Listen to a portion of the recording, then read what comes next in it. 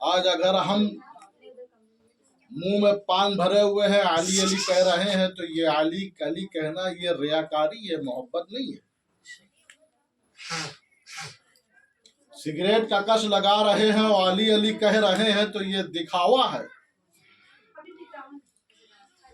اور ہمارے نبی نے فرمایا من کنتم مولاہ وہذا علی مولاہ، جس کا مولا میں ہوں اس کے مولا علی ہے۔ سبحان اللہ سبحان اللہ، بے شک حق ہے۔ حضور مفتی اعظم ہند رحمۃ اللہ تعالی علیہ، ان کا ایک مرید ایک کو لے کر کے آیا اور کہا کہ ایک مسئلہ ہے مجھے پوچھنا ہے۔ تو ان کے مرید نے کہا جو اعلیٰ حضرت کے چھوٹے صاحبزادے ہیں ان سے چل کے پوچھ لیجئے، وہ مفتی اعظم ہند ہے۔ وہ تنقید کرنے لگا، رہے وہ تمام لوگ ہیں کسی سے پوچھ لیں، کہا نہیں ان سے بہتر ہے پوچھ لیا جائے کیونکہ وہ مفتی اعظم ہند ہے۔ لہٰذا وہ شخص آتا ہے اور مجلس لگی ہوئی رہتی ہے اور بیٹھ جاتا ہے اور یہ سوال کرتا ہے کہ نبی اکرم صلی اللہ تعالی علیہ وسلم کی صاحبزادیوں کا نام کیا ہے؟ اللہ۔ حضور مفتی اعظم ہند اٹھتے ہیں اور چلے جاتے ہیں۔ تو وہ شخص کہنے لگتا ہے آپ تو کہہ رہے تھے یہ مفتی اعظم ہند ہے، بے شک آپ تو کہہ رہے تھے یہ مفتی اعظم ہند ہے، اتنا کوئی بڑا مسئلہ تو نہ تھا جی، لیکن دیکھیے یہ کتاب دیکھنے گئے ہوں گے، کہیں سے معلوم کرنے گئے ہوں گے، لیکن تھوڑی دیر بعد آتے ہیں تو کیا دیکھتے ہیں کہ حضور مفتی اعظم ہند کے داڑھی مبارک سے پانی کے قطرے ٹپک رہے ہیں، اعضاء گیلے ہیں۔ تو فرمایا حضور مفتی اعظم ہند نے کہ میں مسئلہ دیکھنے نہیں گیا تھا، الحمدللہ میرا غلام بھی اس مسئلے کو بتا سکتا ہے، لیکن یہ ذات وہ بابرکت ذات ہے جس کا میں بغیر وضو نام لینے سبحان اللہ سبحان اللہ، نعرہ تکبیر، نعرہ رسالت، جناب حافظ غفران اجری صاحب کی بلا، جناب صوفی راحت صاحب کی بلا، جناب مولوی ربانی اجری صاحب کی بلا، نعرہ تکبیر، نعرہ رسالت، نعرہ حیدری، نگر نگر گلی گلی۔ تو یہ تقویٰ ہے حضرت حضور مفتی اعظم ہند کا۔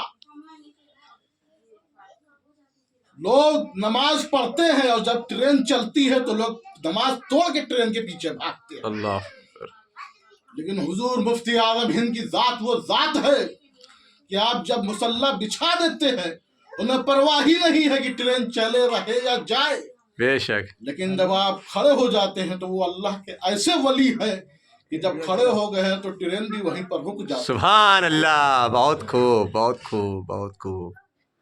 تو اسی کو جب پیر دستگیر روشن زمین نے فرمایا تھا قدمی ہاذہی علی رقبۃ کل ولی اللہ، سبحان اللہ، کہ میرا یہ قدم تمام اولیاء اللہ کی گردن پر ہے۔ تو سراخان کے جنگلوں میں حضور خواجہ غریب نواز محب عبادت تھے،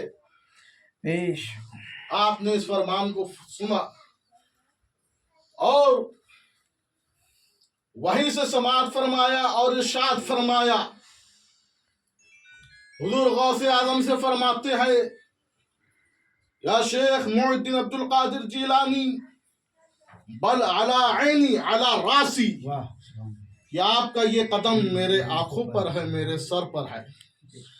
آج لوگ نبی کے بارے میں کہتے ہیں، اگر غوث پاک بغداد سے اعلان فرما دے اور سراخان کے جنگلوں میں خواجہ غریب نواز سماعت فرما لے تو جب ایک ولی کی طاقت کا یہ عالم ہے تو نبی کی طاقت کا عالم کیا ہوگا۔ اسی کو اعلیٰ حضرت نے ارشاد فرمایا دور و نزدیک کے سننے والے وہ کان لالے کرامت پہ لاکھوں سلام۔ جب خواجہ معین الدین رحمت اللہ تعالی علیہ نے ارشاد فرمایا تو جب یہ سنا یہ خواجہ غریب نواز فرما رہے ہیں کہ بل علی عینی علی راسی، کہ آپ کا یہ قدم میرے آنکھوں پر ہے، میرے سر پر ہے۔ تو غوث پاک کیا فرماتے ہیں؟ یا معین الدین انت سلطان الہند، اے معین الدین میں نے تجھے ہندوستان کا بادشاہ بنا دیا۔ تو میرے خواجہ تو ہندوستان کے راجا ہیں، بڑے ادب سے حکومت سلام کرتی ہے۔ یہ وہ دربار ہے جہاں راجاؤں کے راجا آتے ہیں۔ اگر آپ دیکھیں گے تمام تاریخ ملے گی۔ حضرت اکبر کے بارے میں دیکھیں، اکبر نے قریب 13 مرتبہ آگرہ سے پیدل غریب نواز کی بارگاہ میں حاضری دی اور دیگر تمام جو وقت کے بادشاہ ہوئے غریب نواز کی بارگاہ میں جاتے رہے۔ لیکن یہی غریب نواز ہے، رو رہے ہیں آخری وقت میں، زار و قطار رو رہے ہیں۔ اتنا روتے ہیں کہ آپ نے کہ جو ہے گال رخسار مبارک پر آنسوؤں کے لائن بن جاتی ہے، کھائی بن جاتی ہے، نشان بن جاتا ہے۔ بڑھ کے قطب الدین فرماتے ہیں کہ لوگ کچھ نہیں کرتے، آپ نے تو سوڑیاں کمال کر دیا ہے، 90 لاکھ لوگوں کو مسلمان کر دیا، کتنوں کو آپ نے کلمہ پڑھا دیا ہے، مشرف با اسلام کر دیا ہے۔ خواجہ غریب نواز فرماتے ہیں بے شک وہ نیکیاں تو میرے پاس ہے، لیکن یہ بھی تو دیکھ نبی کی بارگاہ کتنی بڑی بارگاہ ہے۔ میدان محشر میں جب یہ نانا کے سامنے حاضر ہوگا، رب کی بارگاہ میں حاضر ہوگا، تو خوف لگتا ہے کہ کہیں میرے اعمال کسی بنیاد پر برباد نہ ہو جائیں۔ تو وہ بارگاہ کتنی بڑی بارگاہ ہے۔ اور آپ کا عالم یہ تھا خواجہ غریب نواز رحمۃ اللہ تعالی علیہ کا کہ عشاء کے وقت سے فجر کا وقت ختم شروع ہونے سے پہلے آپ ایک قرآن پاک مکمل فرما لیا کرتے ہیں، اور فجر کے بعد سے عشاء تک آپ ایک قرآن پاک مکمل فرما لیے تھے، ایک قرآن پاک مکمل فرما لیا کرتے تھے۔ یہ خواجہ غریب نواز کی شان ہے اور مولائے کائنات کی شان۔ آپ کا حلیہ مبارک، بازو موٹے، سینہ چوڑا، چھاتی کھلی ہوا کرتی تھی، زنجیر ہلتی ہے در کانپ جاتا ہے، علی کا نام سن کر آج بھی خیبر کانپ جاتا ہے۔ سبحان اللہ، سبحان اللہ۔ یہ علی کی شان ہے۔ لہذا آپ یہ جو ولی کی تمام کرامتیں دیکھتے ہیں کہ وہ کھڑاؤ پھینک دے تو ہوا میں اڑ جائے، ہمارے کبوتر اڑانے سے کبوتر نہیں اڑتا۔ ولی کی شان یہ ہے۔ تو انہوں نے عمل دیکھے، کردار زندگی دیکھے۔ 317 آپ نے جو کردار زندگی، جب آپ ہندوستان کی سرزمین پر آئے تو آپ کے ساتھ 40 اولیاء اکرام تھے، اور آپ نے دلی کی سرزمین پر مصلی بچھا دیا۔ اللہ اکبر کی صدا بلند ہوئی، اسلام کا پرچم لہرانے لگا۔ حاکم دلی نے دیکھا کہ یہ کون آ گیا ہے، کون سا دھرم لے کر آ گیا ہے۔ اس نے جو ہے حاکم وقت کو خبر دی۔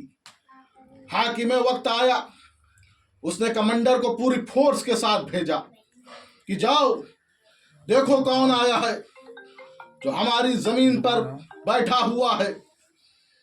جب حاکم وقت کا کمانڈر پوری فورس کے ساتھ آیا تو دیکھا، کہا یہ چہرے یہ دیسی نہیں ودیشی لگتے ہیں، پہلے ان کا سامان چیک کرو کہ ان کے پاس ہے کیا، اسلحہ کتنا ہے، ہتھیار کتنا ہے۔ لیکن جب چیک کیا گیا تو نہ اسلحہ ہے نہ ہتھیار ہے، بلکہ ٹوپی ہے، تسبیح ہے، مسلح ہے۔ کمانڈر اور قریب آیا، کہا بابا آپ کون ہیں اور کہاں سے آئے ہیں؟ خواجہ غریب نواز فرماتے ہیں میں معین الدین ہوں اور مدینۃ الرسول کا مسافر ہوں۔ تو ساری دلی نے سمجھ لیا کہ جب آنے والے معین الدین کا جواب نہیں ہے تو بھیجنے والے رحمت للعالمین کا جواب کون لائے گا؟